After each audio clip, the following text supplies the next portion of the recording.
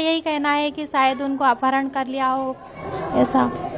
अब जिस तरीके की बात सामने आ रही थी, शायद इसका तो कोई अंदेशा ही नहीं था उनका कि ये कुछ कर सकते हैं वो। न्यूज़ देखी, राज मुझे अभी पता चला कोई राज है कोई, तो इतना आइडिया नहीं कि कौन क्या है। और आता था, मैं ऐसे शक्ल से किसी को नहीं जानता।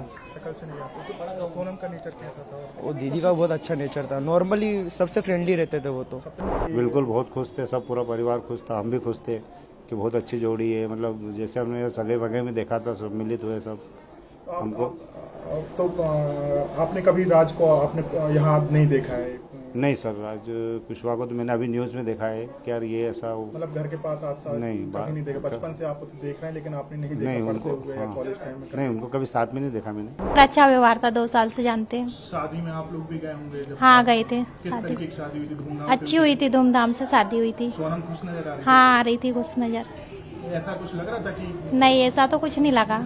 कुछ नहीं लगा? नहीं। तो मतलब आप पड़ोस में रहती हैं तो बात हुई हो सोनम से कि मतलब क्या है शादी को लेकर बात? नहीं, इतना ज्यादा वो मतलब हमको वो नहीं था।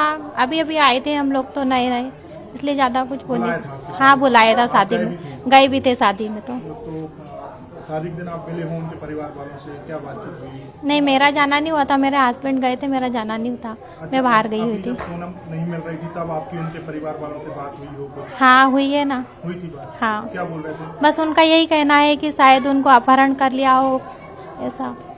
अब जिस तरीके की बात सामने आ रही थी, शायद इसका तो कोई अंदेशा ही नहीं था उनका कि ये कुछ कर सकते हैं वो। अच्छा, आप लोग अंदेशा नहीं था? हाँ, परिवार अच्छा है, मतलब परिवार तो बहुत अच्छा है। आपको नहीं लगता? नहीं, ऐसा कुछ नहीं लग रहा है। नहीं, ऐसा कुछ नहीं कर सकते वो। नहीं लग रहा? नहीं लग रहा है ऐसा तो। कहा यानी अभी तक बात ये आ रही कि सोनम ने अपने दोस्तों के साथ मिलकर मर्डर किया है? अब वो तो अब उनका बयान होने के बाद ही मालूम पड़ेगा। अभी तक तो ऐसा नहीं लग रहा है कि ऐसा कुछ कर सकते हैं। सोनम के घर के सामने ही रहते हैं? जी। तो सोनम से आपकी कभी बात हुई या नहीं, बचपन में बात होती थी, ज़्यादा बड़े हो गए तो वो मैं भी जॉब करता हूँ, कॉलेज जाता हूँ, तो ऐसे मुलाकात नहीं हो पाती। तो कौन कौन लोग आते थे सोनम से मिलने? कभी आपने देखा हो? क्योंकि आप बचपन से जानते हैं तो उनके बचपन से जानते थे, ऐसे तो रिश्तेदार ही आते थे और कोई नहीं आता था। उनके फ्रेंड वगैरह जो राजा की उनके फ्रेंड का जानता नहीं मैं, फ्रेंड वगैरह को राज की तो। बात आ रही है? राज मैंने भी अभी न्यूज़ देखी, राज मुझे अभी पता चला कोई राज है कोई, तो इतना आइडिया नहीं कि कौन क्या है। और आता था, मैं ऐसे शक्ल से किसी को नहीं जानता। शक्ल से नहीं आता। तो सोनम का नेचर कैसा था? वो दीदी का बहुत अच्छा नेचर था, नॉर्मली सबसे फ्रेंडली रहते थे वो तो। सबसे फ्रेंडली रहती जी। है। तो अभी जो आपकी बात हुई हो जब से वो लापता थी, परिवार वालों से क्या बोल रहे थे? मैं जब से मेरे को पता चला, जब से मेरा जाना नहीं हुआ, क्योंकि दुखी थे सब। अब क्या बात करें उनसे। अब इस समय मैं ज़्यादा बाहर भी नहीं जाता था और सब ब्रेकिंग न्यूज़ ही देख देख के मैं पता चल रहा है मुझे सब। अभी जो बात सामने आ रही है, जो कहा जा रहा है कि शायद सोनम ने ही अपने दोस्तों के साथ मिलकर जो है राजा का जो हत्या की है, आपको लग रहा है कि ऐसा वो कर सकती है? ऐसा तो नहीं है। अब दीदी, वो जो दीदी है उनको बिट्टी बोलते हैं, निकनेम उनका बिट्टी है। यूपी में मिल रहे तो अब क्या ही बोले, वो बोल रहे मेरा गिरने हुआ है, तो अपन क्या बोले, वो ही जानते अब जो भी होगा। तो आपको नहीं लगता कि ऐसा हुआ? ऐसा तो मुझे नहीं लगता, क्योंकि वो दीदी जिस हिसाब से फ्रेंडली है उस हिसाब से तो वो कर नहीं सकते। जी, नहीं आप लोग लगता नहीं है? क्या नहीं लगता। आप सामने ही रहते हैं शादी में? हाँ सर, तो शादी हुई थी, आप शादी में गए थे? बिल्कुल गया था ना। जी। तो 11 को शादी थी। धूमधाम से शादी हुई थी? हाँ धूमधाम से। आपको लगा कि सोनम कोई दुखी है या? नहीं सर, ऐसा कुछ भी नहीं लगा। आप बचपन से ही देख रहे होंगे सोनम बिल्कुल को। बिल्कुल, तो हाँ। कैसी थी वो नेचर? बढ़िया नेचर, बढ़िया बातचीत करना, सब बढ़िया रहते थे। कभी हमको मतलब आज ऐसा बड़ा दुख हो रहा है ऐसा कभी मतलब सोचा नहीं था। तो आपने देखा कौन लोग आते थे उनके घर में? नहीं सर, ये इसका वो जो राज का बताया अभी जो खुलासा हुआ, तो मैंने देखा, इनको तो मैंने कभी देखा ही नहीं था यहाँ। कौन है विक्की, और हम कभी मतलब आमने सामने ही नहीं हुआ है। नहीं देखा है? नहीं सर। जब शादी में आप गए थे तो आप सोनम खुश नजर आ रही थी? बिल्कुल बहुत खुश थे, सब पूरा परिवार खुश था, हम भी खुश थे कि बहुत अच्छी जोड़ी है। मतलब जैसे हमने सगे वगे में देखा था, सब मिलित हुए सब हमको। तो आपने कभी राज को आपने यहाँ नहीं देखा है? नहीं सर, राज कुशवाहा को तो मैंने अभी न्यूज़ में देखा है कि यार ये ऐसा मतलब घर के पास आप नहीं, कभी नहीं देखा? बचपन से आप उसे देख रहे हैं लेकिन आपने नहीं देखा? नहीं पढ़ते उनको, हुए या हाँ, कॉलेज टाइम में? नहीं उनको कभी साथ में नहीं देखा मैंने। अच्छा, हाँ। बाकी सोनम जैसे गोविंद वगैरह, ये गोलू जी हमारे साथ मंदिर में जाते, पूजा पाठ करते, भागवत कथा में सब पूरा मोहल्ला मिल के करवाते काम। तो सोनम के और कोई दोस्त थे यहाँ पर? मतलब नहीं, वो यहाँ पे तो कोई ज़्यादा ये नहीं था। पहले जैसे गरबा मरबा में लड़कियों को गरबा वगैरह करवाते थे, तो तो बाकी फिर उसके बाद में ऑफिस वगैरह में जॉब कर रहे थे, वो उनके खुद का काम था। तो आपको लगता है कि सोनम ने अपने दोस्तों के साथ मिलकर ऐसा किया हो बचपन से, जब आप देख रहे हैं? अक्सर ये तो अभी ऐसा इन्वेस्टिगेशन में ऐसी बात आ रही है। ऐसा तो अब देखो, ये तो मतलब अभी सुना तो बड़ा दुख हो रहा है, बाकी ऐसा कभी सोचा नहीं था कि ऐसा हो सामने आएगा। आप देख रहे हैं न्यूज UNI।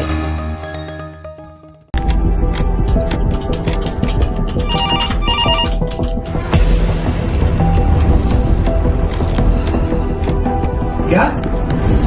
ठीक है, हम लोग अभी आ रहे हैं। राजनीति के राज जनता तक पहुंचाना आसान नहीं है। खबरें के बाजार में बिना तमाशे के सच दिखाना आसान नहीं है, लेकिन अब सब कुछ होगा आसान। हम हैं न्यूज UNI। न्यूज UNI हम जियो TV,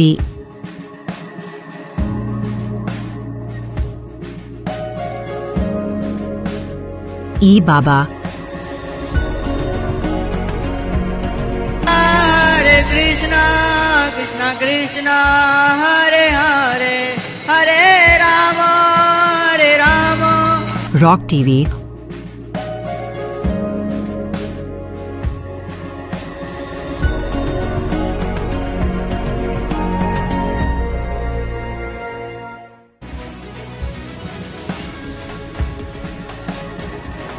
और प्ले ऑन TV पर उपलब्ध हैं। हरे कृष्णा कृष्णा कृष्णा हरे हरे, हरे राम हरे राम। अधिक अपडेट के लिए YouTube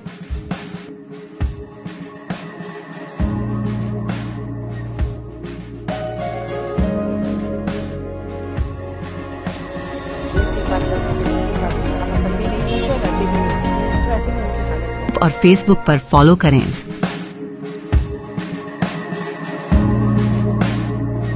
साल में 11 साल कंप्लीट हो गए हैं आप लोगों की सरकार के। मैं चाहता हूं कि आप थोड़ा सा अगर तफसील से हम लोगों को बताएं कि 11 साल में आपने तो पूरा रोड का बड़ा नेटवर्क खड़ा कर दिया है। देश के लोग जो बोलते हैं कि दूसरी तस्वीर दिखती है भारत की, आपको क्या लगता है सर कि क्या डिफरेंट किया और क्या और होना चाहिए? देखिए, हमारे प्रधानमंत्री जी का ये सपना है कि भारत विश्वगुरु बने, विश्व की 3rd लार्जेस्ट अर्थव्यवस्था बने और $5 ट्रिलियन की इकोनॉमी बने। और ये अगर उद्दिष्ट अगर हमको पूरा करना है तो हमें एक्सपोर्ट को बढ़ाना होगा, तभी इंडस्ट्रियल सेक्टर में ग्रोथ होगी, हमारी एग्रीकल्चर ग्रोथ होगी, सर्विस सेक्टर में ग्रोथ होगी, रोजगार निर्माण होंगे, वेल्थ क्रिएट होगी। और इसके लिए इंफ्रास्ट्रक्चर डेवलप करने की आवश्यकता है, water, power, transport and communication. हमारी सबसे बड़ी समस्या ये थी कि हमारे देश की लॉजिस्टिक कॉस्ट 16% थी, चाइना की 8% थी, अमेरिका और यूरोपियन कंट्रीज़ की 12% थी। हमारे रोड अच्छे नहीं थे, हमारे पोर्ट्स अच्छे नहीं थे, हमारे यहाँ फ्यूल में भी काफ़ी महंगा पड़ता था, ट्रैफिक जाम के कारण देरियाँ होती थी। अब हमने जिस प्रकार के रोड बनाए हैं उसके कारण हमारी लॉजिस्टिक कॉस्ट अभी 6% कम हुई है और आने वाले विशेष रूप से 1 साल में हम 9% पर आएंगे। और एक समझ लीजिए कि अभी तो ये सभी बड़े बड़े IIM वगैरह, कानपुर IIT सब ने जो अध्ययन किया, कोई कहता है 4% कम हुई, कोई कहता है 6% कम हुई, पर 6% कम हुई है और 2% हम 8 या 9, तो मैंने डिक्लेयर किया था कि हम 9% पे लॉजिस्टिक कॉस्ट लाएंगे। तो ये जो 6% से बचत होगी उससे हमारा एक्सपोर्ट बढ़ेगा, हम और कॉम्पिटिटिव बनेंगे और हमारा देश विश्वगुरु बनेगा। और इसलिए हम बड़े तेज़ी से उसके तरफ जाएंगे, क्योंकि water, power, transport and communication, ये इंफ्रास्ट्रक्चर अच्छा डेवलप होगा तो हमारे देश के विकास की गति दुगनी तिगनी होगी। ये बात निश्चित रूप से प्रूवन भी है और ये होने वाला भी है। आप देख रहे हैं news UNI। Well-Known Finance is a personal finance platform focused on empowering and serving millennials to take a well-informed decision while buying a financial product like home loan, car loan, business loan, personal loan, SME loans, insurance, etc. For further details, contact us. News UNI हम Jio TV,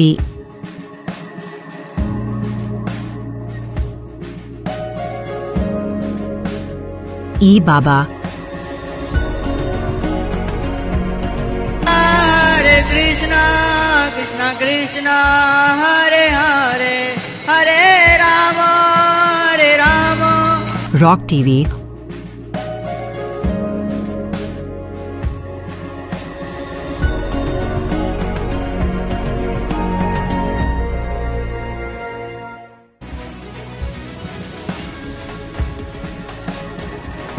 और play on TV पर उपलब्ध हैं। हरे कृष्णा कृष्णा कृष्णा हरे हरे हरे राम हरे राम। अधिक update के लिए YouTube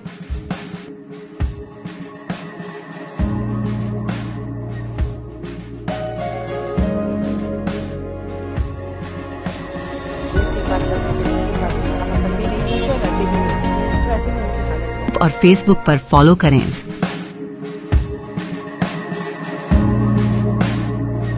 साल में एक ये हमारे प्रधानमंत्री जी का ये सपना है कि भारत विश्वगुरु बने। हमने जिस प्रकार के रोड बनाए हैं उसके कारण हमारी लॉजिस्टिक कॉस्ट अभी 6% कम हुई है और आने वाले विशेष रूप से एक साल में हम 9% पर आएंगे। सबसे महत्वपूर्ण चीज़ है कि दिल्ली को ट्रैफिक जाम से मुक्त करने के लिए और दिल्ली को प्रदूषण से मुक्त करने के लिए हम 1.25 लाख करोड़ के रोड बना रहे हैं। अभी तो आपने न्यूज़रील देखी है, असली पिक्चर तो शुरू होना बाकी है। 2 साल के अंदर हमारा रोड इंफ्रास्ट्रक्चर अमेरिका के बराबर होगा और वो बिहार और उत्तर प्रदेश का होगा। अमेरिका से कुछ लोग मेरे पास आए थे और उन्हें नाराज़गी जताई। उन्होंने मुझे कहा आप गलत बोलते हो। मतलब क्या हुआ? मुझे लगा कुछ गलती हो गई। उन्होंने बोला आज का हिंदुस्तान का रोड इंफ्रास्ट्रक्चर अमेरिका से अच्छा है। 11 साल कंप्लीट हो गए हैं आप लोगों की सरकार के। मैं चाहता हूं कि आप थोड़ा सा अगर तफसील से हम लोगों को बताएं कि 11 साल में आपने तो पूरा रोड का बड़ा नेटवर्क खड़ा कर दिया है। देश के लोग जो बोलते हैं कि दूसरी तस्वीर दिखती है भारत की, आपको क्या लगता है सर कि क्या डिफरेंट किया और क्या और होना चाहिए? देखिए, हमारे प्रधानमंत्री जी का ये सपना है कि भारत विश्वगुरु बने, विश्व की 3rd लार्जेस्ट अर्थव्यवस्था बने और $5 ट्रिलियन की इकोनॉमी बने। और ये अगर उद्दिष्ट अगर हमको पूरा करना है तो हमें एक्सपोर्ट को बढ़ाना होगा, तभी इंडस्ट्रियल सेक्टर में ग्रोथ होगी, हमारी एग्रीकल्चर ग्रोथ होगी, सर्विस सेक्टर में ग्रोथ होगी, रोजगार निर्माण होंगे, वेल्थ क्रिएट होगी। और इसके लिए इंफ्रास्ट्रक्चर डेवलप करने की आवश्यकता है, water, power, transport and communication. हमारी सबसे बड़ी समस्या ये थी कि हमारे देश की लॉजिस्टिक कॉस्ट 16% थी, चाइना की 8% थी, अमेरिका और यूरोपियन कंट्रीज़ की 12% थी। हमारे रोड अच्छे नहीं थे, हमारे पोर्ट्स अच्छे नहीं थे, हमारे यहाँ फ्यूल में भी काफ़ी महंगा पड़ता था, ट्रैफिक जाम के कारण देरियाँ होती थी। अब हमने जिस प्रकार के रोड बनाए हैं उसके कारण हमारी लॉजिस्टिक कॉस्ट अभी 6% कम हुई है और आने वाले विशेष रूप से एक साल में हम 9% पर आएंगे। और एक समझ लीजिए कि अभी तो ये सभी बड़े बड़े IIM वगैरह, कानपुर IIT सब ने जो अध्ययन किया, कोई कहता है 4% कम हुई, कोई कहता है 6% कम हुई, पर 6% कम हुई है और 2% हम 8 या 9, तो मैंने डिक्लेयर किया था कि हम 9% पे लॉजिस्टिक कॉस्ट लाएंगे। तो ये जो 6% से बचत होगी उससे हमारा एक्सपोर्ट बढ़ेगा, हम और कॉम्पिटिटिव बनेंगे और हमारा देश विश्वगुरु बनेगा। और इसलिए हम बड़े तेज़ी से उसके तरफ जाएंगे, क्योंकि water, power, transport and communication, ये इंफ्रास्ट्रक्चर अच्छा डेवलप होगा तो हमारे देश के विकास की गति दुगनी तिगनी होगी। ये बात निश्चित रूप से प्रूवन भी है और ये होने वाला भी है। सर, आपने कई हाईवेज छोटे और स्ट्रेचेस डेवलप कर रहे हैं। आपने बोला था कि हम 3 घंटे में, 2 घंटे में देहरादून पहुंच सकते हैं। ऐसे कोई नए इन दी ऑफरिंग है जो आप नए डेवलपमेंट्स कर रहे हैं जो देश को आप बताना चाहते हैं कि हाँ ये चीज़ें होने वाली हैं अभी आने वाले दिनों में?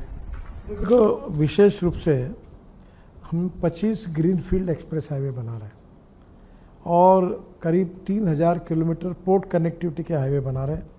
और धार्मिक पर्यटन के लिए हमने 1 लाख करोड़ से हाईवे तो बन गए और 1 लाख करोड़ के बना रहे हैं। आपको लगा बुद्ध सर्किट, ये हमने 22,000 करोड़ का पूरा किया।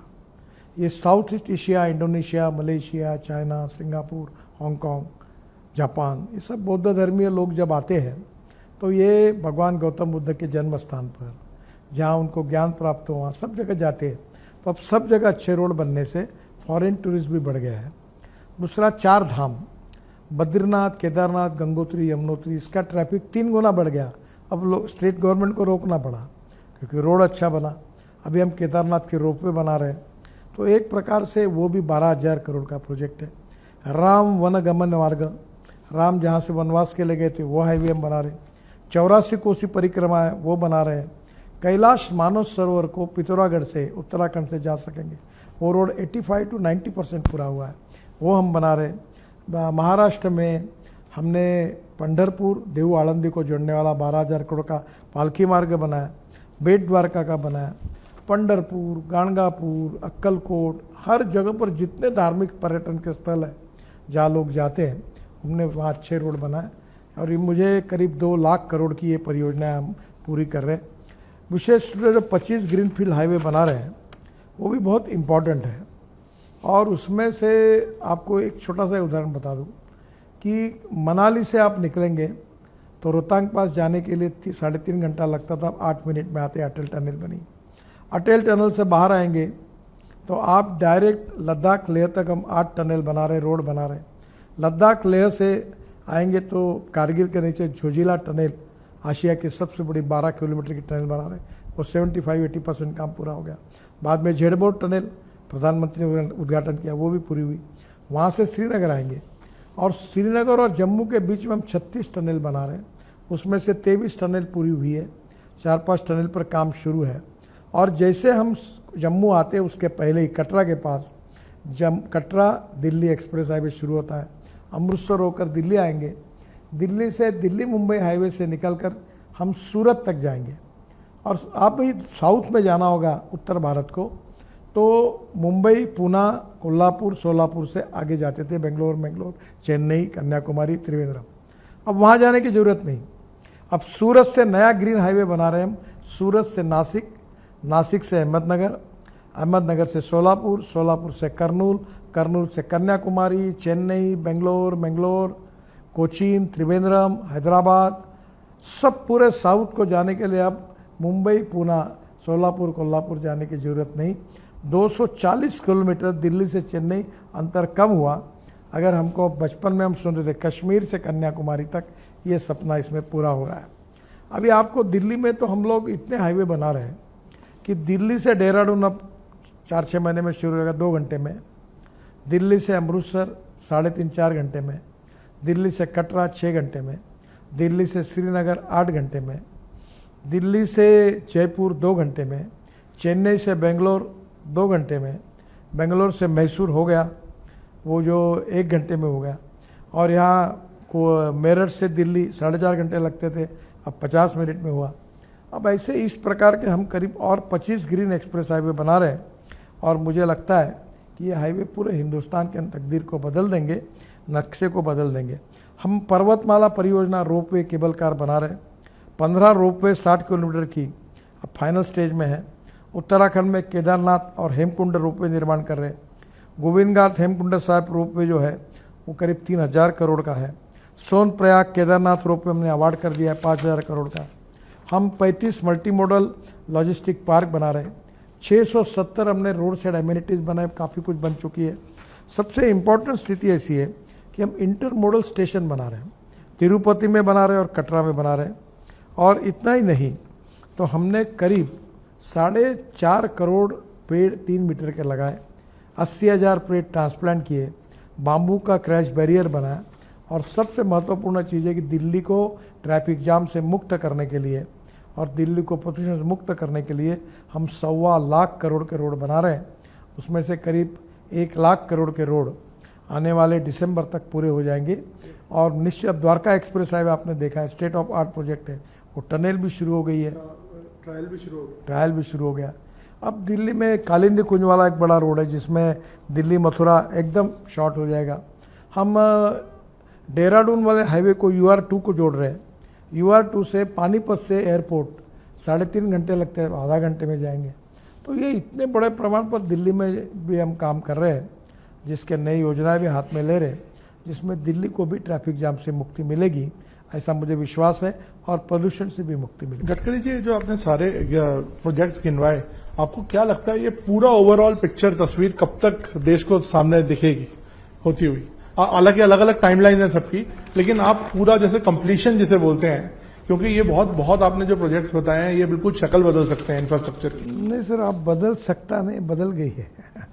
और मैं आपको बता रहा हूँ कि अभी तो आपने न्यूज़रील देखी है, असली पिक्चर तो शुरू होना बाकी है।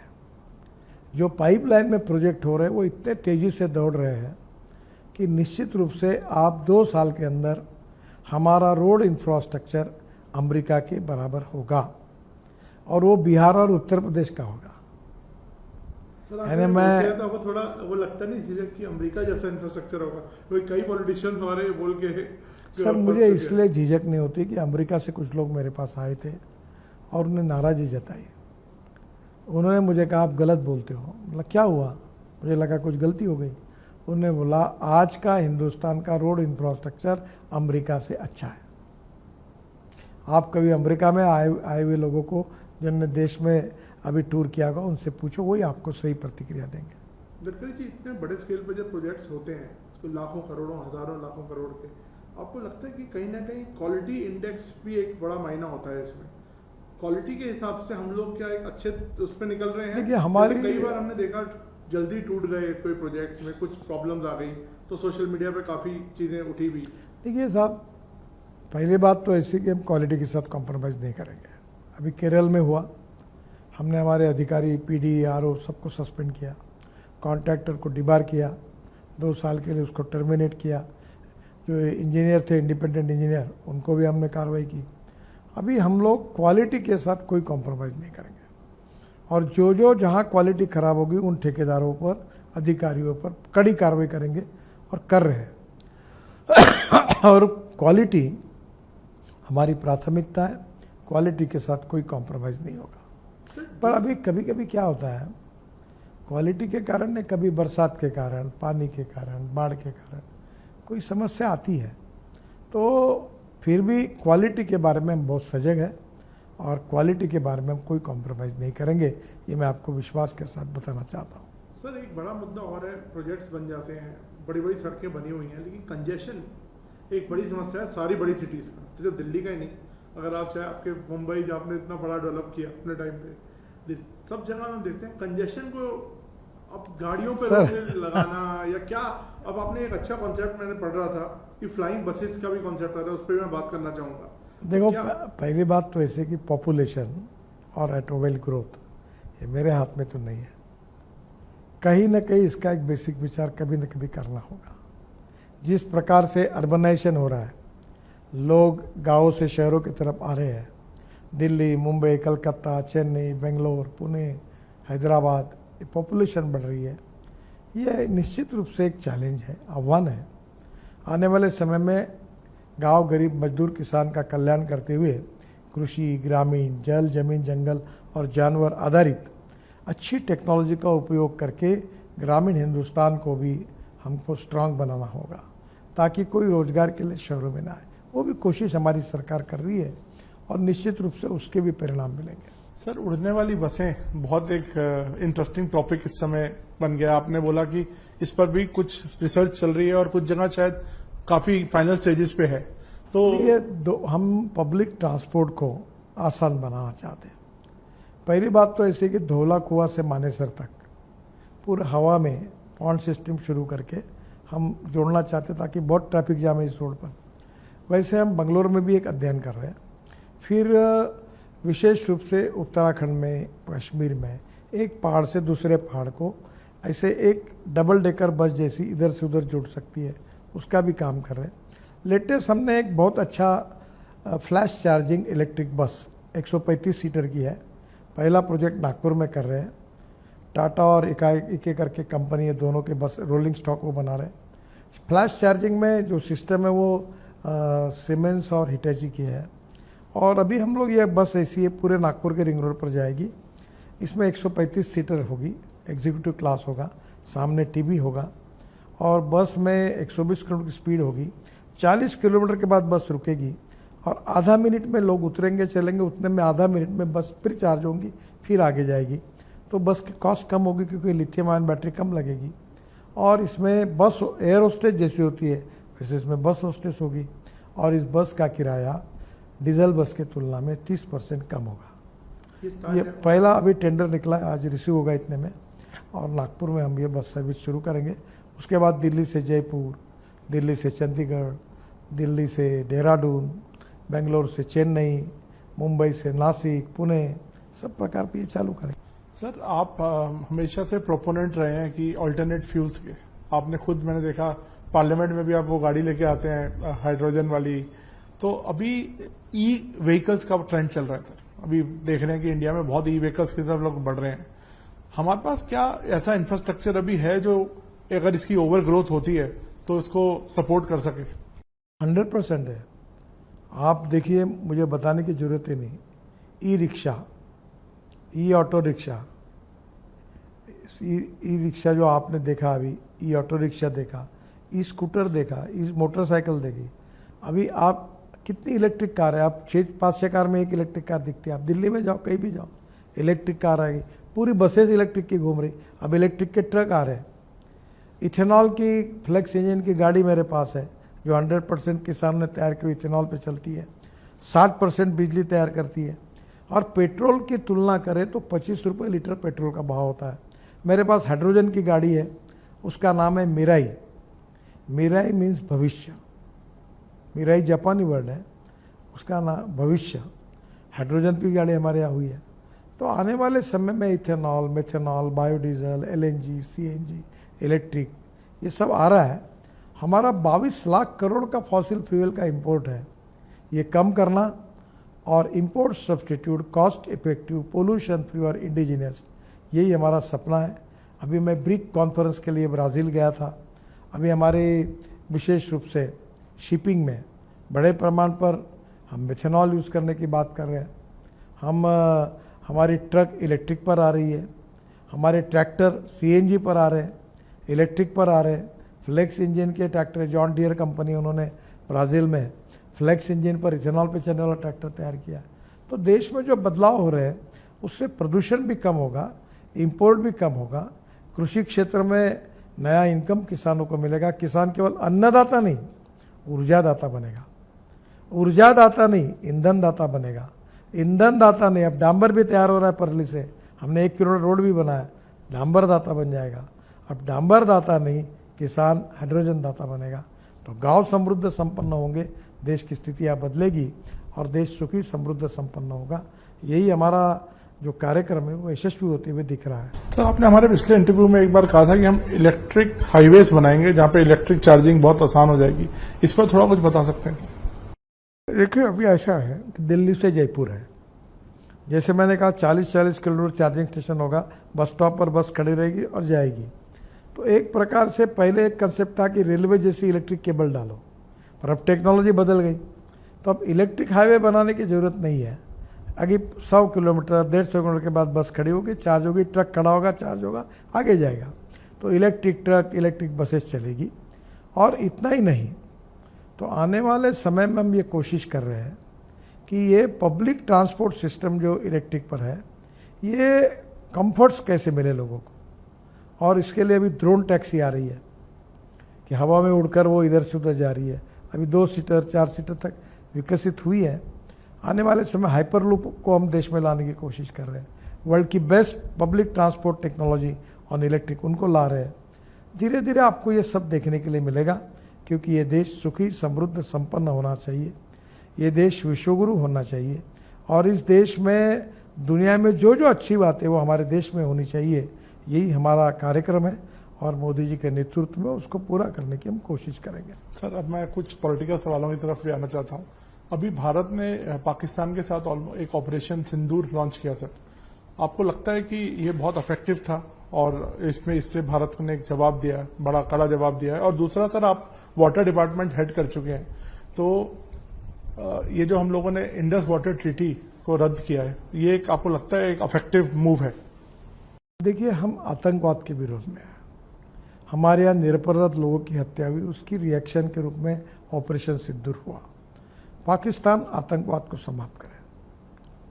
पाकिस्तान में गरीबी, भूखमरी, बेरोजगारी, उसके बावजूद वो आतंकवाद को समर्थन करके अगर हमारे देश में घुसकर निरपराध लोगों की हत्या करेंगे तो उसका उत्तर ऑपरेशन सिंदूर से मिला है और आगे भी यही भूमिका हमारी है। जहाँ तक पानी की समस्या में जब वाटर रिसोर्स मंत्री था तब आपको एक बात बताता हूँ कि भारत और पाकिस्तान दो देशों की जब निर्मित हुई तो टोटल 6 नदियाँ हमारे यहाँ से निकलती हैं। 3 नदियाँ पाकिस्तान को गई और 3 नदियाँ भारत को मिली, करार हुआ है। और हमारे 3 नदियों का, हमारे अधिकार का पानी पाकिस्तान में जा रहा है। वो पानी रोककर हम पंजाब और राजस्थान तक ला सकते हैं, हरियाणा तक ला सकते हैं। तो वो एक बात है। दूसरी बात, जब हम लोग पाकिस्तान को पानी दे रहे हैं और वो हमको उसके बदले में निरपराध लोगों की हत्या कर रहे हैं, तो हमारी सरकार ने निर्णय किया कि हम पानी बंद करेंगे। तो मुझे लगता है ये आखिर ये जो परिस्थितियाँ आतंकवाद के कारण निर्माण हुई, उसकी ये रिएक्शन है। और इसलिए हम शांति भी चाहते हैं और ये भी जानते हैं कि सामर्थ्यवान व्यक्ति ही शांति प्रस्थापित कर सकता है। हम पाकिस्तान को, वो आतंकवाद को समाप्त करेंगे। अगर वो करेगा तो निश्चित रूप से मुझे लगता है कि ये समस्या खड़ी नहीं होगी। सर, जब ऑपोजिशन सर कुछ सवाल उठाता है और बोलता है कि मोदी और आरएसएस बड़ी जल्दी सरेंडर कर देते हैं कि आरएसएस से आपका हमेशा साथ, तो उसको आप किस तरह से देखते हैं, इस तरह की भाषा को या इस तरह की? देखो, अपोजिशन पार्टी के सभी सवालों के जवाब देने नहीं चाहिए। आज इस देश की जनता जानती है कि राष्ट्रीय सुरक्षा के बारे में, अंतर्गत और बाह्य सुरक्षा के बारे में हमारी सरकार कितनी सेंसिटिव है, किस प्रकार से काम करती है, किस प्रकार से जवाब देती है और किस प्रकार से लोगों की रक्षा करती है। हमने नक्सलवाद को लगभग ख़त्म कर दिया है और मुझे लगता है कि हमारी कानून और व्यवस्था, अंतर्गत और बाह्य सुरक्षा अच्छी स्थिति में है और यही हमारी सरकार की बहुत बड़ी उपलब्धि है। बाकी अपोजिशन पार्टी है, उनको लगता है विरोध करना, तो विरोध के लिए विरोध करते हैं। सर, कुछ लोगों ने भी, जैसे राहुल गांधी ने बोला कि महाराष्ट्र चुनाव रिग हुए, इस तरह के आपने, क्योंकि महाराष्ट्र में कितना कैंपेन किया और आपने देखा कि किस तरह का माहौल। देखो, जनता ने दिए हुए मैंडेट को नकारना ये तो ठीक बात नहीं है। अब आप हारते तो आपने बाकी बातों पे कहना उचित तो नहीं होगा। सर, अभी रिसेंटली एक अर्बन इशू सामने आई बड़ी, कि हमने देखा कि सर अभी एक टीम जीतती है आईपीएल में, उसके बाद भगदड़ मचती है और लोग कुछ मर जाते हैं। आपको लगता है कि एक बेटर प्लानिंग होनी चाहिए थी, सरकार की भी इसमें जिम्मेदारी कुछ बनती है? देखिए, अभी तो मैं इसके बारे में कुछ कमेंट्स नहीं करूंगा, क्योंकि जो घटना हुई है वो कर्नाटक में हुई है और कानून और व्यवस्था वो राज्य सरकार की जिम्मेदारी होती है। इसकी इंक्वायरी हो रही है। इंक्वायरी के बाद जो लैप्सेस आएंगे उसके ऊपर कर्नाटक सरकार उचित निर्णय करेगी। पर इस प्रकार की जो भगदड़ मच जाती है, उसका जो घटनाएं होती है, इसके बारे में हर जगह पर सोचकर जो प्रिवेंटिव मेजर्स के रूप में क्या करना चाहिए, ये हमारी सरकार सोचती भी है, योजना भी बनाती है और काम भी करती है। आप देख रहे हैं news UNI। Wellman Finance is a personal finance platform focused on empowering and serving millennials to take a well-informed decision while buying a financial product like home loan, personal loan, business loan, loan against property, credit card, car loan, SME loan, insurance, etc. News UNI हम जियो TV,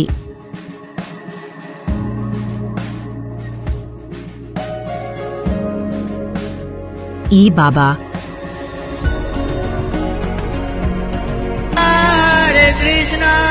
Krishna Krishna Hare Hare, Hare Ram rock TV,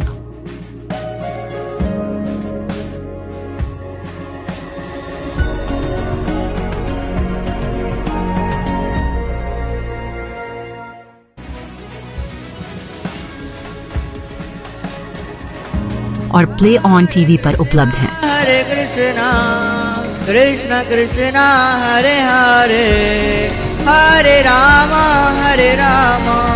अधिक update के लिए YouTube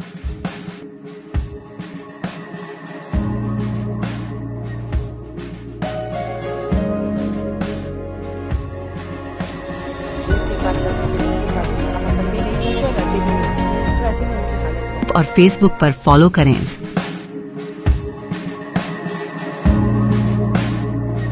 साल में एक आपके पैर पढ़ लेते हैं हम, है ना? आप लोगों के पैर पढ़ लेता हूँ। अभी कहाँ से आ रहे हैं आप? मेघालय। मेघालय से आ रहे हैं। हाँ, आप इससे बात कीजिए। देखिए सोनम के भाई है ये। तो अब आपको लगता है गोविंद जी आपको लगता है कि क्या बताया है? मैं नहीं बता पाऊंगा आप लोगों को। मैं आपसे क्षमा चाहता हूँ, आपसे पैर पड़ता हूँ। आप मेरी भावनाएं समझिए।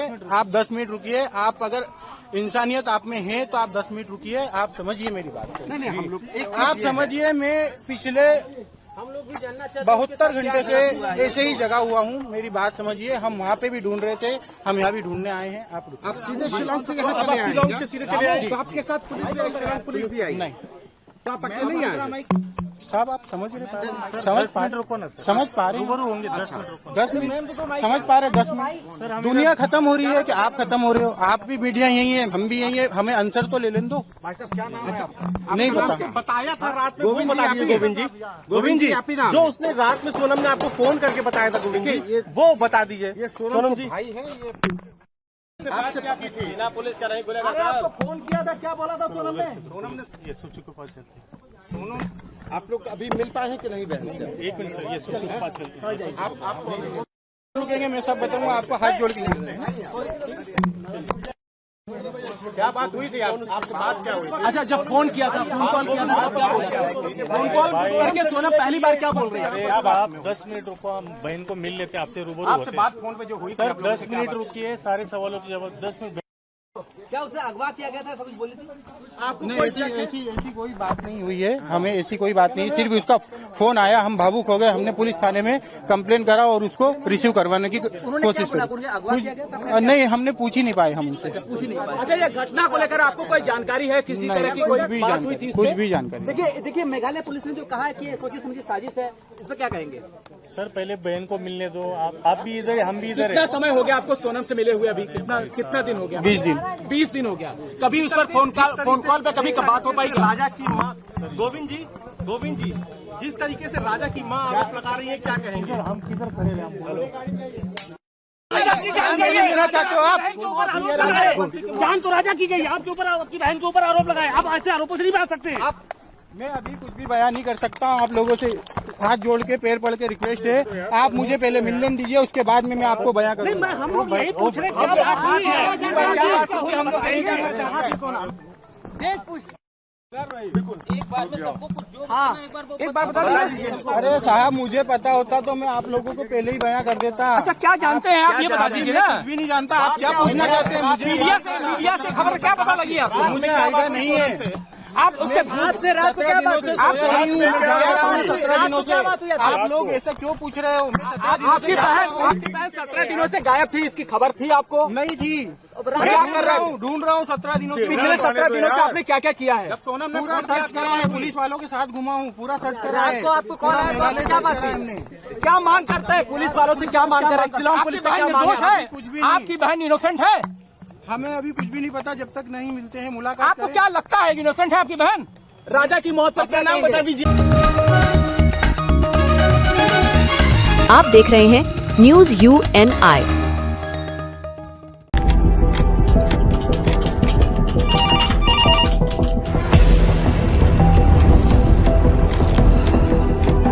क्या? ठीक है, हम लोग अभी आ रहे हैं। राजनीति के राज जनता तक पहुंचाना आसान नहीं है। खबरें के बाजार में बिना तमाशे के सच दिखाना आसान नहीं है, लेकिन अब सब कुछ होगा आसान। हम हैं न्यूज UNI। न्यूज UNI हम जियो TV,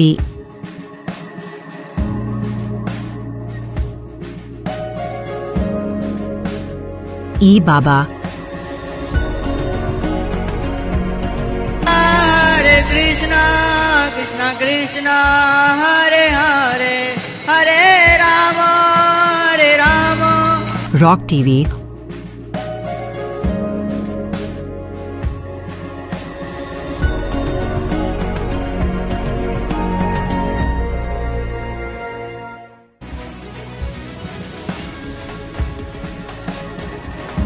और प्ले ऑन टीवी पर उपलब्ध हैं। हरे कृष्णा कृष्ण कृष्णा हरे हरे हरे राम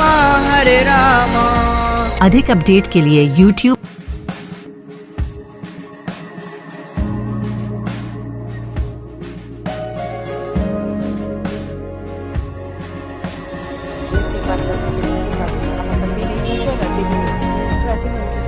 और Facebook पर फॉलो करें।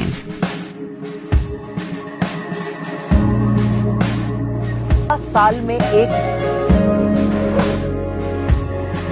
बांग्लादेशी पकड़े हैं सर, कितने रीसेंट ऑपरेशन में पकड़े गए हैं और टोटल कितने पकड़े गए हैं अभी तक? देखिए, अभी तक जो ऑपरेशन अगेंस्ट इलीगल इमिग्रेंट्स चल रहा है हमारे डिस्ट्रिक्ट में, हमने 154 बांग्लादेशी इलीगल इमिग्रेंट्स को पकड़ा है और उनको डिपोर्ट करवाया है अभी तक।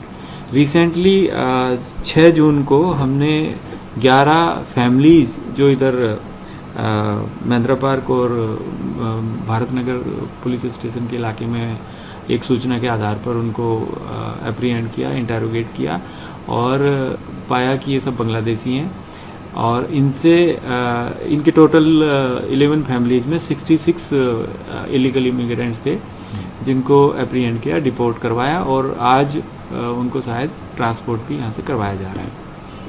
सर, ये दिल्ली में कहाँ रह रहे थे और 11 फैमिलीज जो हैं 66 लोग, और क्या क्या काम करते थे ये, और इन्होंने क्या बताया किस तरह से और कितने टाइम पहले ये दिल्ली आए थे? इनसे पूछताछ में पता चला है कि ये लगभग 1 साल से इंडिया में आए हुए थे और जैसे कि मैंने पहले भी बताया था कि वहाँ से ये बॉर्डर पार करके पोरस एरिया से इंडिया में एंटर कर जाते हैं और उसके बाद फिर कहीं से भी जहाँ रेलवे स्टेशन होता है वहाँ से ट्रेन पकड़ के दिल्ली और उसके आसपास के इलाकों में आके काम करने लगते हैं। ये लोग हरियाणा में ईंट के भट्टे पे काम कर रहे थे और शायद वहाँ से अब इनको कोई प्रेशर हुआ होगा तो ये दिल्ली की तरफ आए और यहाँ पे सेटल होने की कोशिश कर रहे थे। इसी बीच में सस्पिशियस हालात में घूमते हुए लोगों को देख के हमारी टीम ने इनसे पूछताछ की और पता चला कि ये बांग्लादेशी हैं। फिर इनकी पूरी वेरिफिकेशन करवाई और जब एसरटेन हो गया कि ये बांग्लादेशी इमिग्रेंट्स हैं तो उसके बाद इनको डिपोर्ट करवाया गया। तो क्या सर एजेंट्स हैं जो वहाँ से भिजवाते हैं इनको, क्या उनकी भी धरपकड़ जारी है? इसके बारे में क्या? इसमें हमने एक केस रजिस्टर किया है जहांगीरपुरी थाने में, जिसमें ये पता चला था कि जो बांग्लादेशी इंडिया में लाए जाते हैं उनके पीछे एक व्यक्ति है जो एक पूरा ऑपरेट करता है और ग्रुप्स में लेकर आता है और यहाँ पे उनको जॉब भी दिलवाता है। तो उस व्यक्ति को पकड़ने की कोशिश चल रही है। अभी उसका फ़ोन बंद है, मोस्ट लाइकली वो अभी बांग्लादेश में है, इंडिया में एंटर करेगा और जैसे ही कोई नंबर चलेगा सूचना के आधार पर हम उसको पकड़ेंगे। सर, इनपुट क्या है, किस तरह से मिलता है, किस तरह से पूरा ऑपरेशन चलाया जाता है, इसके बारे में क्या कहेंगे सर? देखिए, इसमें हमने बहुत सारी टीमें लगा रखी हैं और उसमें हमेशा वो टीमें प्रयास करती रहती हैं कि कहीं भी कॉलोनीज में या कहीं ऐसे लोकल इंटेलिजेंस से बातें पता चलती हैं कि ये बांग्लादेशी हो सकते हैं तो फिर उनकी जांच करते हैं, थोड़ा सर्विलेंस रखते हैं कुछ दिन और जब ये सर्टेन हो जाता है कि हाँ ये हो सकते हैं तब उनसे पूछताछ करते हैं। तो ये नॉर्मली लोकल इंटेलिजेंस पे ही बेस्ड काम होता है। आप देख रहे हैं news UNI। Well-Known Finance is a personal finance platform focused on empowering and serving millennials to take a well-informed decision while buying a financial product like home loan, car loan, business loan, personal loan, SME loans, insurance, etc. For further details, contact us. News UNI हम Jio TV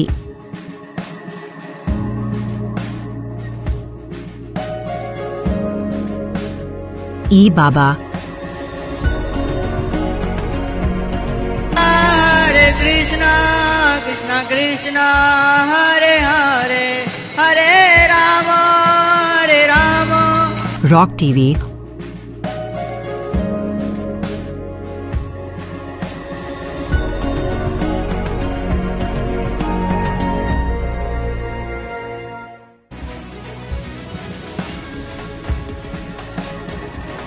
और play on TV पर उपलब्ध हैं। हरे कृष्णा कृष्णा कृष्णा हरे हरे हरे रामा।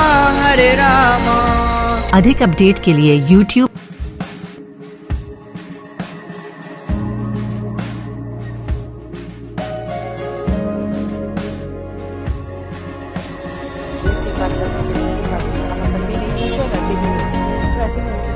और Facebook पर follow करें।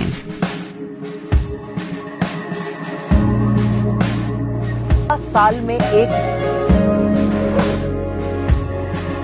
उसने police में जाके झूठी स्टेटमेंट दी है पूरी, और उस बेसिस पे एफआईआर फाइल कराया है। उसने ऐसा किया है मेरी रेपुटेशन को रिस्क पे डालने के लिए, ताकि मैं प्रेशर में आ जाऊं। मैं आपको अपनी बैंक स्टेटमेंट दिखाता हूं पिछले 3 साल की। आप देखेंगे कि हर महीने मैंने उसको पूरी की पूरी सैलरी बिल्कुल टाइम पे दी है। ये बिल्कुल ही झूठा आरोप है, 100% झूठा आरोप है। मेरे और उस ड्राइवर रबीजुल के बीच में मारपीट तो दूर की बात है, कोई बहस तक नहीं हुई थी। उसने पुलिस में जाके झूठी स्टेटमेंट दी है पूरी, और उस बेसिस पे एफआईआर फाइल कराया है। उसने ऐसा किया है मेरी रेपुटेशन को रिस्क पे डालने के लिए, ताकि मैं प्रेशर में आ जाऊं और वो मेरे से ज्यादा पैसा एक्सटॉर्ट कर सके। एफआईआर में कहा गया है कि आपने पिछले 3 सालों से अपने ड्राइवर को समय पर वेतन नहीं दिया। क्या ये आरोप सही है? ये आरोप बिल्कुल 100% झूठा है। मैं आपको अपनी बैंक स्टेटमेंट दिखाता हूं पिछले 3 साल की। आप देखेंगे कि हर महीने मैंने उसको पूरी की पूरी सैलरी बिल्कुल टाइम पे दी है। तो ये जो उसका झूठा स्टेटमेंट है, जो एफआईआर में उसका पहला सेंटेंस है, वही झूठा है कि मैंने कभी उसको सैलरी टाइम पे नहीं दी इसलिए उसने मेरे से झगड़ा किया। ये पहला सेंटेंस ही झूठा है उसका। ये पहला सेंटेंस जो झूठा है उसकी स्टेटमेंट में, एफआईआर में, यही प्रूफ है कि इसकी पूरी एलिगेशन ही झूठी है। इट इज प्रूफ कि ये पूरा झूठ बोल रहा है। और आप देखिए मेरी बैंक स्टेटमेंट देखिए, आप अपनी नजर से देख सकते हैं। उसका नाम है, लिखा है ड्राइवर सैलरी, डेट दी हुई और अमाउंट भी दिया हुआ है। आप अपनी नजर से देख सकते हैं, आप देख सकते हैं। 3 साल, और 3 साल में हर महीने की सैलरी का डिटेल है उसमें। बताया जा रहा है कि तनख्वाह को लेकर आपके ड्राइवर और आपके बीच में पहले भी कई बार ऐसे झगड़े हो चुके हैं। क्या ये पहले भी हुआ ऐसा? बिल्कुल नहीं, ये बिल्कुल झूठ है। मैंने जैसे कहा, उसकी तनख्वाह पिछले 3 साल से हर महीने उसको बिल्कुल टाइम पे पूरी तनख्वाह मिली है। आप मेरी बैंक स्टेटमेंट देख सकते हैं, इसमें देख सकते हैं क्लियरली दिखाया हुआ है ड्राइवर का नाम, अमाउंट, डेट। हर महीने उसको 3 साल के लिए बिल्कुल टाइम पे तनख्वाह मिली है। ऊपर से उसको एडवांस दिया गया है। मैंने उसको कई बार सैलरी से ज्यादा एडवांस दिया है। ये है तो इस आदमी की विशियसनेस देखा आप देखो, इसके झूठ बोलने की कैपेसिटी आप देखो जरा। जिस इंसान ने उसको 3 साल के लिए हर महीने लगातार एकदम टाइम पे सैलरी दी है, उसने जाके स्टेटमेंट दी है एफआईआर लिखाने के लिए कि मैंने कभी भी उसकी पेमेंट टाइम पे नहीं की और इसलिए उसका मेरा साथ झगड़ा होता। तो ये तो सरासर झूठ है। आप ये प्रूफ एविडेंस देख सकते हैं सामने। तो जब ये आदमी अपनी स्टेटमेंट शुरू ही करता है एक झूठे सेंटेंस के साथ, आप समझ लो पूरी स्टेटमेंट में ही झूठ है। इसकी ये एक मैलिफाइड इंटेंशन है। इसका मोटिव है पैसे ऐंठना। ये एक्सटॉर्शन रैकेट है और कुछ नहीं। तो इसने ये सैलरी को बस एक मुद्दा बनाया, क्योंकि उसको कुछ मुद्दा बनाना था और ये दिखाना था कि कुछ तो झगड़ा हुआ, तो इसलिए उसने ये सैलरी का मुद्दा उठाया है। तो पुलिस ने आपको पूछताछ के लिए कब बुलाया है एंड पुलिस की जांच में आप कितना सहयोग कर? हाँ, मैंने जाके अपनी स्टेटमेंट सबमिट कर दी है पुलिस में। मैं आपको स्टेटमेंट की कॉपी दिखा देता हूं। मैंने स्टेटमेंट दी है, उन्होंने स्टैम्प करके, साइन करके एक्नॉलेजमेंट मुझे दे दी है। और स्टेटमेंट में भी मैंने यही सब बोला जो मैंने आपको बताया। मैंने उनको बता दिया कि ये इंसान ने इसने झूठी स्टेटमेंट दी है आपको, और झूठी स्टेटमेंट के बेसिस पे इसने एफआईआर लिखाया। और झूठी इतनी है कि सफेद झूठ है, यानी 100% झूठ है, उसमें कुछ भी सच्चाई नहीं है। मेरा उसके साथ मारपीट तो दूर की बात है, कोई बहस भी नहीं हुई थी। उसने ये मुद्दा बनाया है मेरे पे प्रेशर डालने का, पैसा एक्सटॉर्ट करने का। मैं आपको पुलिस में दी गई स्टेटमेंट और ये सारे एविडेंस जो मैंने आपको दिखाए, मैंने पुलिस को भी दिखाए हैं। तो अब आप इस मामले में क्या कदम उठाने वाले हैं? क्या आप कानूनी कार्रवाई करेंगे? बिल्कुल। या कोई समझौता करने वाले? बिल्कुल भी कोई समझौता नहीं होएगा, क्योंकि ये एक्सटॉर्शन रैकेट का जो ट्रेंड है ना, ये हमारे देश के लिए बहुत ही डेंजरस है, और खास करके बॉलीवुड पर्सनालिटीज के लिए, क्योंकि हम थोड़े नॉन फेस होते हैं, हम एक सॉफ्ट टारगेट होते हैं।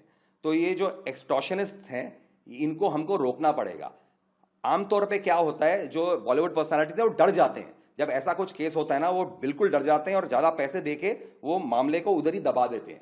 इससे क्या होता है, इससे एनकरेजमेंट मिलती है ऐसे एक्सटॉर्शनिस्ट्स को, फिर वो और करते हैं, दबाव डालते हैं और अलग अलग लोगों को फिर पर केस करते हैं ऐसा।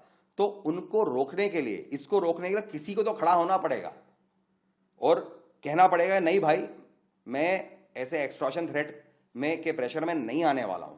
तो हम कानूनी कार्रवाई कर रहे हैं। हमारे पास इतने एविडेंसेस है कि ये सरासर 100% झूठी कंप्लेंट है, इसमें कुछ सच्चाई है ही नहीं।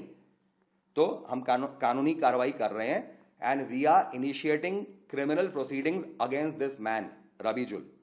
ठीक है, इस पे क्रिमिनल प्रोसीडिंग्स होंगी और उसको मैं जेल में डालने का अटेम्प्ट कर रहा हूं, क्योंकि ये एक एंटी सोशल एलिमेंट है और ऐसे एंटी सोशल एलिमेंट को जस्टिस पे पहुंचाना बहुत जरूरी है। मैं एक और चीज कह दूं, इस आदमी का प्रीवियस कुछ क्रिमिनल डीलिंग्स का भी रिकॉर्ड है। कोई बैंक था जिसका नाम में पंजाब है, पंजाब नाम का कोई बैंक है, उसके साथ इसने कुछ 3 लाख का कुछ तो क्रिमिनल, कुछ फ्रॉड या ऐसा कुछ तो किया है, कुछ तो केस है। इसको पुलिस उठा के लेके गई थी और कोर्ट में भी प्रोड्यूस किया था इसको, इस केस में, जो इसने पंजाब नाम के किसी बैंक के साथ कुछ तो क्रिमिनल इसने केस कुछ किया है, कुछ क्रिमिनल एक्टिविटी की है वहां, जो पुलिस उसको उठा के लेके गई थी और उसको कोर्ट में भी प्रोड्यूस किया था। तो इसका एक क्रिमिनल बैकग्राउंड है। आप देख रहे हैं news UNI। Wellman Finance is a personal finance platform focused on empowering and serving millennials to take a well-informed decision while buying a financial product like home loan, personal loan, business loan, loan against property, credit card, car loan, SME loan, insurance, etc. News UNI हम Jio TV,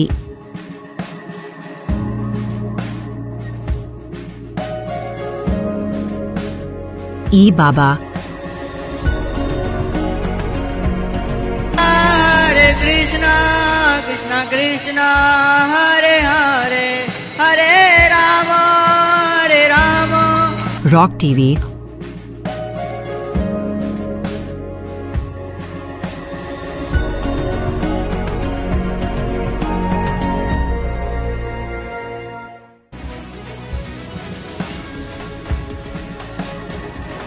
और play on TV पर उपलब्ध हैं। हरे कृष्णा कृष्णा कृष्णा हरे हरे हरे राम हरे राम। अधिक update के लिए YouTube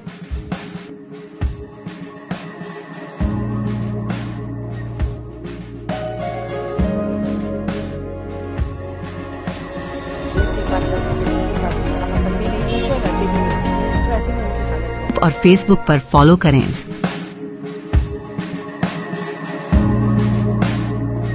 साल में एक, मुझे लगता है ये दोनों भाई पूरे महाराष्ट्र को बेवकूफ बना रहे। मेरी भविष्यवाणी है कि दोनों भाई कभी भी एक साथ नहीं आएंगे। मुझे लगता है ये दोनों भाई पूरे महाराष्ट्र को बेवकूफ बना रहे। मेरी भविष्यवाणी है कि दोनों भाई कभी भी एक साथ नहीं आएंगे, और अगर मेरी भविष्यवाणी गलत साबित हो तो मैं कह देता हूं कि दोनों भाई कभी साथ आए भी तो दोनों को नुकसान होगा, दोनों को घाटा होगा। क्योंकि आज जो राज ठाकरे को जो वोट मिलता है वो एंटी उद्धव ठाकरे मराठी वोट मिलता है।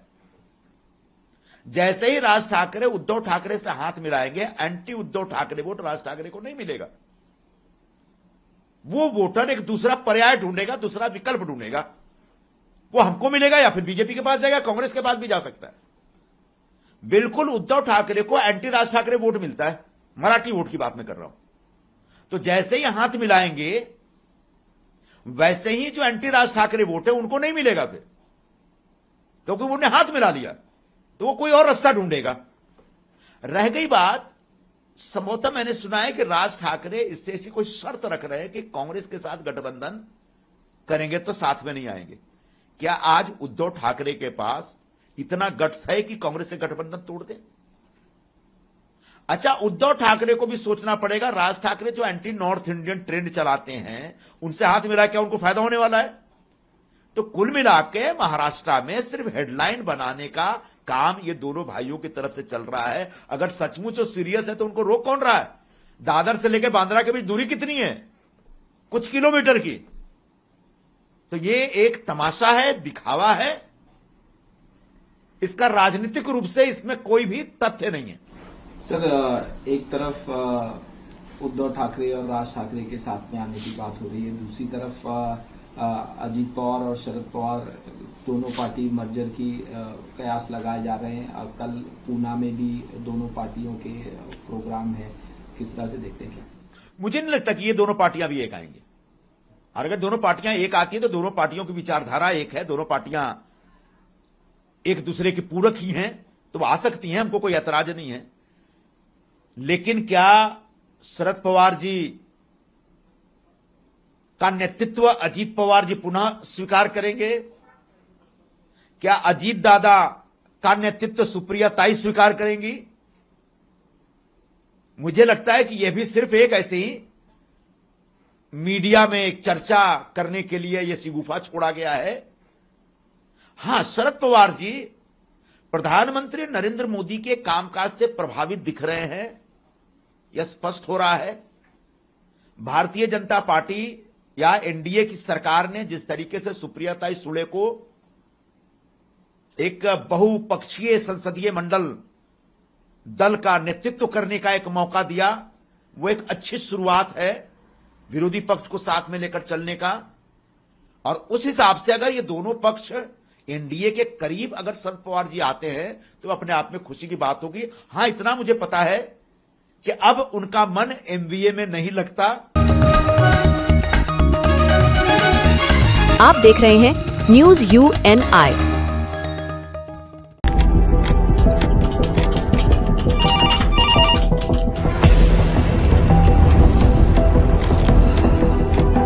क्या? ठीक है, हम लोग अभी आ रहे हैं। राजनीति के राज जनता तक पहुंचाना आसान नहीं है। खबरें के बाजार में बिना तमाशे के सच दिखाना आसान नहीं है, लेकिन अब सब कुछ होगा आसान। हम हैं न्यूज UNI। न्यूज UNI हम जियो TV,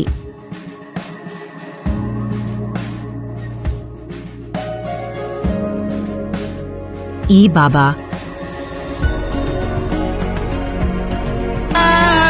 Krishna Krishna Hare Hare, Hare Ram rock TV,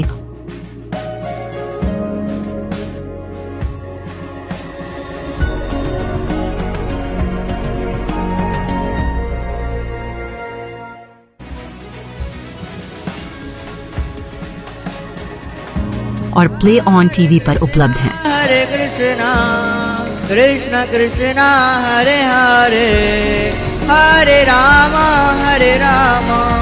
अधिक अपडेट के लिए YouTube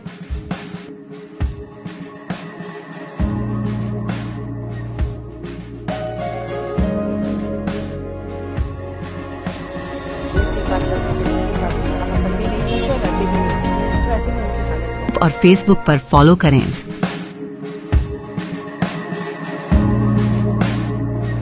साल में एक